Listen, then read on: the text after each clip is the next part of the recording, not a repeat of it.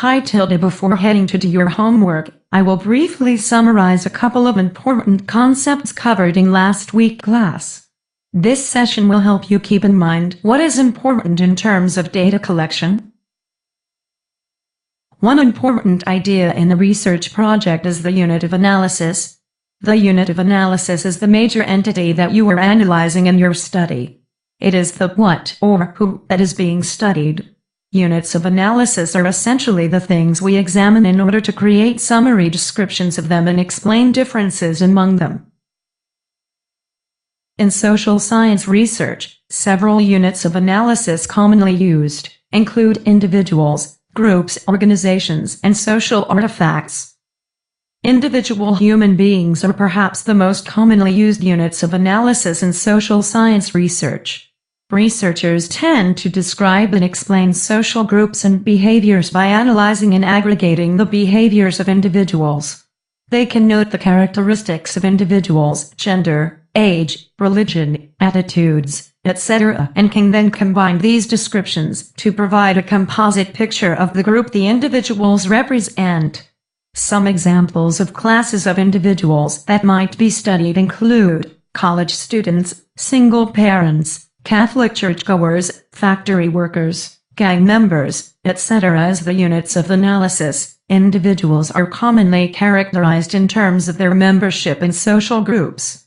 Researchers typically study the individuals and then aggregate these individuals to make generalizations about the population they belong to.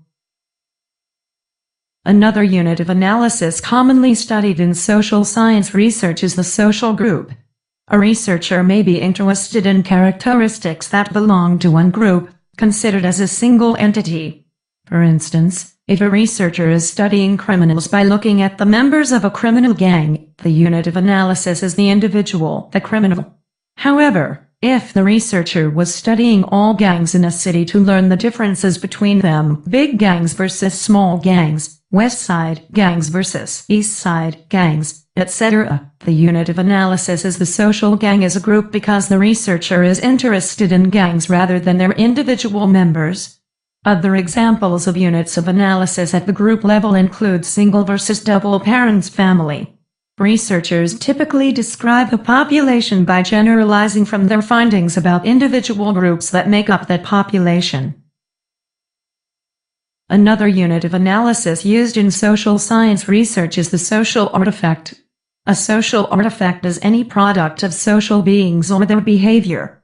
Examples include books, newspapers, paintings, poems, automobiles, pottery, jokes, buildings, songs, photos, etc. In the same way that people and groups imply populations, each social object also implies a set of all objects of the same class. For example, if a researcher is using newspapers as the unit of analysis, an individual newspaper could be characterized by its size, average article length, number of pictures, or number sold. Then the population of all newspapers could be analyzed for the purpose of description or explanation, such as which newspapers sell the best and why. No matter what your unit of analysis is in a research project, the important thing is to be clear about what your unit of analysis is. Otherwise, you run the risk of drawing invalid conclusions because your statements about one unit of analysis are actually based on the analysis of another unit of analysis. Usually, we call this sort of error as ecological fallacy. Now, let me show you a video clip related to sampling. Hope it can help you understand sampling issues.